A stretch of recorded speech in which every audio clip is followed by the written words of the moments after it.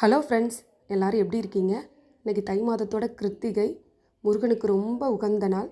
காலையிலேயே எழுந்திரிச்சு குளித்து சாமி கும்பிட்டுட்டு சமைக்க ஸ்டார்ட் பண்ணிட்டேன். இன்றைக்கி ரொம்ப சிம்பிளாக மஷ்ரூம் பிரியாணியும் ஆனியன் ரைத்தாவும் தான் ரெடி பண்ணியிருந்தேன். பிரியாணி குக்கரில் தான் ரெடி பண்ணியிருந்தேன். நல்லா உதிரியாக வந்திருந்தது. சாப்பிட்டுட்டு நான் என் பசங்க எல்லோரும் பக்கத்தில் எங்கள் பெரியம்மா வீட்டுக்கு போயிருந்தோம். அங்கே எங்கள் அக்கா பையனோட சேர்ந்து என் பையன் அண்ணன் பொண்ணோட சைக்கிள் எடுத்து ஓட்ட ஆரம்பிச்சிட்டான். அப்படியே கொஞ்சம் நேரம் இருந்துட்டு அக்கா பெரியம்மா கூடலாம் டைம் ஸ்பெண்ட் பண்ணிவிட்டு வீட்டுக்கு வந்துட்டோம். தூங்கி எழுந்திரிச்சிட்டு ஆஃப்டர்நூன் போல் எங்கள் கொல்லைக்கு போயிருந்தோம். அங்கே தட்டைப்பயிறு, பச்சைப்பயிறு, நிலக்கடலை எல்லாமே விதைச்சிருக்கோம். அதை மயில் கொத்தி சாப்பிட்றத பார்த்து என் பசங்க ரொம்ப என்ஜாய் பண்ண ஆரம்பிச்சிட்டாங்க. கத்திட்டு விளாண்டுட்டு அதை விரட்டிக்கிட்டு அப்படி பண்ணிகிட்டு இருந்தாங்க. நாளைக்கு திருப்பலானியில் இருக்கிற பெருமாள் கோயிலுக்கு போகலான்னு பிளான் பண்ணியிருக்கோம்.